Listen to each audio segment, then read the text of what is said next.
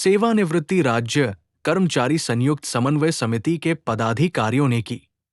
JLN अस्पताल अधीक्षक अरविंद खरे से मुलाकात।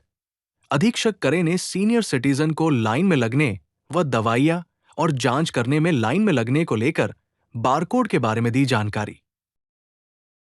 सभी सरकारी चिकित्सालयों में पेंशनर और वरिष्ठ नागरिकों को बेहतर चिकित्सा सुविधा उपलब्ध करे।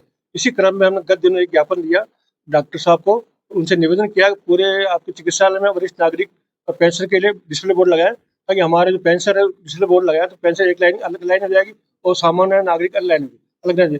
इसके अलावा दूसरा हमने कहा हमारे पेंशन जो ज़्यादा टाइम तक खड़े नहीं होते उनके लिए अलग व्यवस्था की जाए। उन्होंने आदेश जारी किया है कि 2 सामान्य पेशेंट के बाद वरिष्ठ नागरिक और 1 नागरिक को अलाउ किया जाए। इस तरह की व्यवस्था पूरे आपके चिकित्सालय में जो वरिष्ठ चिकित्सक है, चाहे सोनोग्राफी सेंटर हो, चाहे एक्सरे सेंटर हो, चाहे ब्लड सैंपल लेना हो, सभी सुविधा हमें मिलेगी। इसके अलावा हमने चिकित्सालय प्रशासन ने वरिष्ठ नागरिकों के लिए एक निःशुल्क पार्किंग व्यवस्था हमारी की है, नई पार्किंग बनी है और सेकंड मंजिल पर हम पार्किंग की निःशुल्क व्यवस्था हमारी की गई।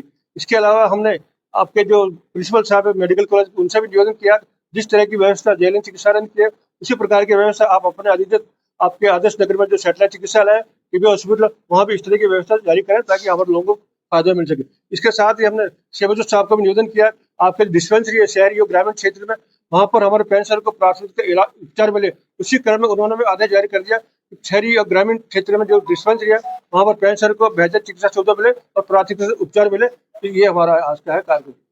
करण सिंह, अध्यक्ष सेवानिवृत्त राज्य कर्मचारी संयुक्त समन्वय समिति।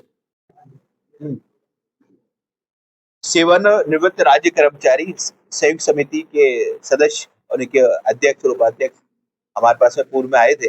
इन्होंने कहा कि सब यहाँ पर मरीजों की जनरल भीड़ में हम लाइन लगते हैं तो हमें समस्या होती है। क्या होता है कि यहाँ पर 4 से 5 हजार मरीजों का ओपीडी रहता है, तो इसमें से भीड़ भी बहुत रहती है और हमारा जो फर्ज बनता है कि जो सेवानिवृत्त कर्मचारी हैं तो उनको सम्मान देना चाहिए और उनको थोड़ी सुविधा मिलनी चाहिए।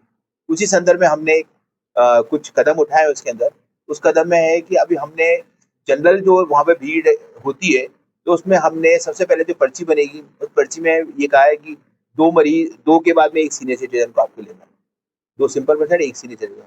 फिर इसके बाद में डॉक्टर को दिखाना है तो वहाँ भी हमने ये निर्देश दिए हुए हैं कि 2 मरीज जाएंगे फिर 1 सीनियर सिटीजन आएगा। तो सीनियर सिटीजन को जनरल पब्लिक के बीच में लाइन में लगने की जरूरत नहीं है। इसके अंदर सेम सिनेरियो होगा ब्लड सैंपल देने के लिए, दवा लेने के लिए, हर जगह इस तरह के हमने जगह बोर्ड लगाए कि वरिष्ठ नागरिक ऑब्लिक पेंशनर, मतलब दोनों को इस तरह की सुविधा मिल सके।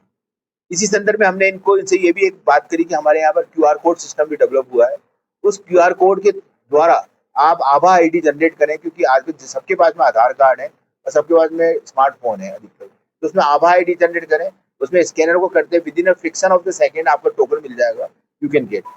इन्होंने थोड़ी सी असमर्थता जाहिर करी इसके अंदर कि हमको दिक्कत नहीं, तो मैंने कहा कि एक ही सुविधा है, अगर आप नहीं लेते तो जनरली आपके लिए 2-1 का आपका रेशो तो आपके पास में चलता रहेगा।